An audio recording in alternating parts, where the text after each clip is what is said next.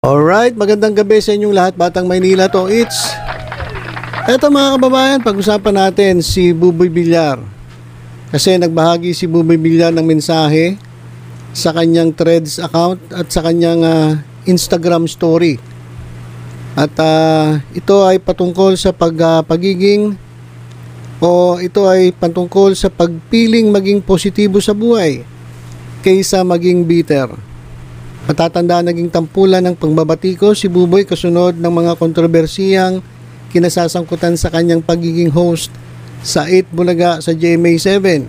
Gayon pa man, nananatiling sumusuporta ang mga fans niya sa gitna ng mga issue. Kaya naman nag-post siya, ang sabi niya ay piliin maging better kaysa bitter. Yan. Piliin maging better kaysa bitter. So alam nyo mga kababayan, ako agree ako dito kay Buboy Villar. Palakpakan nga natin si Buboy. Yan. Dapat talaga piliin natin na maging better kaysa bitter. Pero dagdagan natin yung mga sinasabi ni Buboy Villar. Siguro dapat dinagdag niya rito na mas better sana, mas better kung hindi nyo inaalisan ng mic yung matatanda na nagpapasalamat sa Tito Vic and Joey. Diba? Diba mas better yon ganun?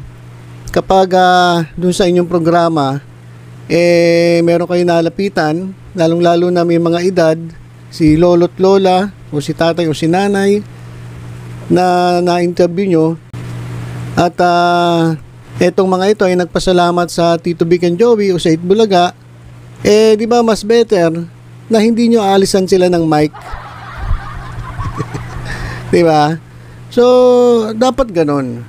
Ako agree ako dito sa sinasabi ni Buboy Villar na piliing maging better kaysa bitter. Pero dapat ganun din mas better kung hindi nyo aalisan ng mic yung mga nagpapasalamat sa TVJ.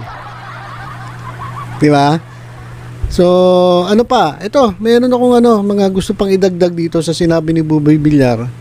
Mas better kung kapag nabigyan nyo ng premyo yung winner, mas better na instead na tawanan ninyo yung kanyang pagmumura, di ba mas better na pagsabihan ninyo.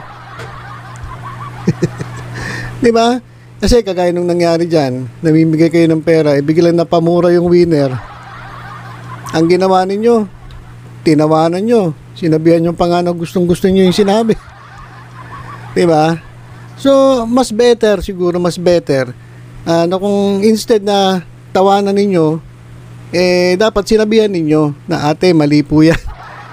Huwag tayo magmura sa live television. Diba? So, dapat ganun. So, gusto ko lang idagdag dito yon sa sinabi ni Buboy Villar. Dalawa na yung dinagdag ko. Ito pa. Para din kay Buboy Villar. Kasi ako, agree talaga ako sa sinasabi nito na mas dapat piliing maging better kaysa bitter. Pero ito pa, may dadagdag ako.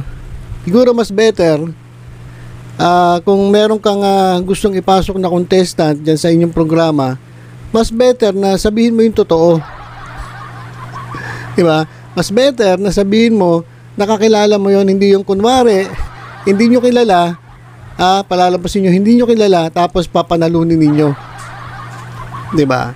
Diba? Mas better kung kung sabihin nyo na yung totoo, hindi yung niloloko nyo yung mga tao. Diba? Dapat umpisa pa lang nung sinabi mo na kakilala ko yan, tauhan ko yan sa parisan. Diba mas better yon? Na umpisa pa lang dapat inamin mo na. Baka mas malaki pa yung premyong naibigay kung ikaw ay mas naging better. Diba? Ako agree naman ako kay Buboy dito sa mga sinasabi niya. At ito pa, sabihin mo rin ito kay Buboy Villar. Sabihin mo rin ito sa kasamahan mo kay Paulo Contis, diba? Kasi sabi niya piliin maging better kaysa bitter. So dapat ito payo lang kay Buboy Villar, sabihan mo si Paulo Contis kahit mas malaki katawan sa'yo.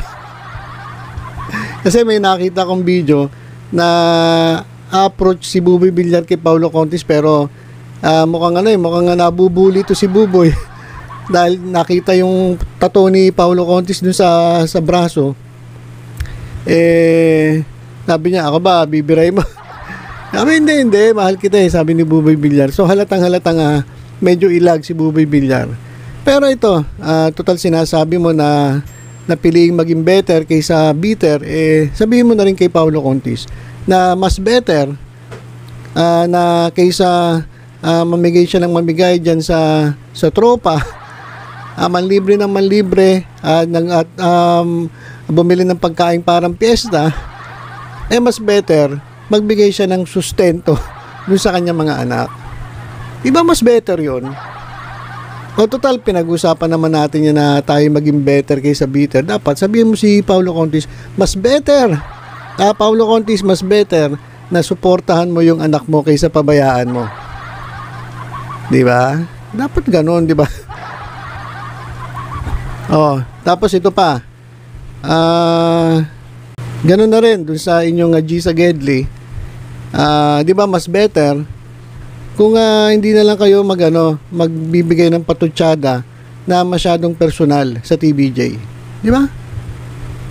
Unang-una, kung may patama man si Joey De Leon, si Tito Sen, yung mga patama nila para ito dun sa tape, para ito sa mga halusos. Hindi naman para sa mga host hindi naman to labanan ng TVJ versus sa host ng Tape Bulaga. Hindi. Ito ay labanan between TVJ at sa mga halusos sa Tape Incorporated. So mas better, wag na kayong makihalo sa patutsadahan. Diba? Mas better kung mananahimik kayo at wag kayong titira ng personal, katulad nung nabanggit niyo dun sa inyong segment na may nabanggit kayong Pepsi, diba? Galit tuloy yung mga tao kasi na may personal kayo. Dapat yung issue ang pag-usapan.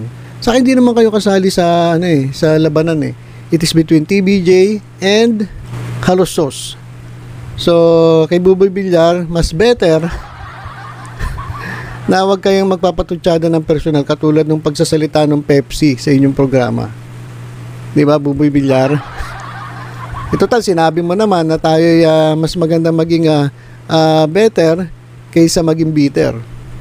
O, di ba? So, ito kay Buboy Villar, maganda yung maganda yung ipinost mo. Oo.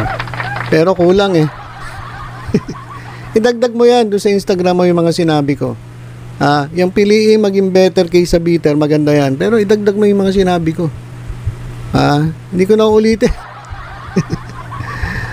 Mas better, ito ang pinakahuli. Buboy Villar, sabihin mo ito sa mga amo mo. Sabihin mo to sa mga lusos. Mas better para wala ng batikos, para wala ng away, para wala ng gulo, para wala ng pinaglalabanan sa korte, wala ng patutsadahan. Mas better na ibalik ninyo itong titulong Itbulaga sa talagang nagmay-ari. Mas better na ibalik ninyo itong Itbulaga kay Joey De Leon.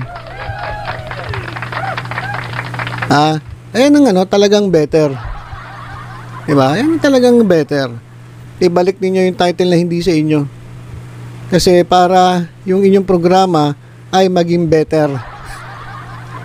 Kasi ngayon, ang baba ng ratings ninyo lagi kayong kulelat So para maging better yung ratings ninyo, ibalik ninyo yung title na Itbulaga dun sa talagang nagmamay-ari. Okay? Okay ba yung Buboy? Tama ka. Piliin natin maging better kaysa bitter. Pero gawin nyo lahat yung sinabi ko para mas lalong maging better.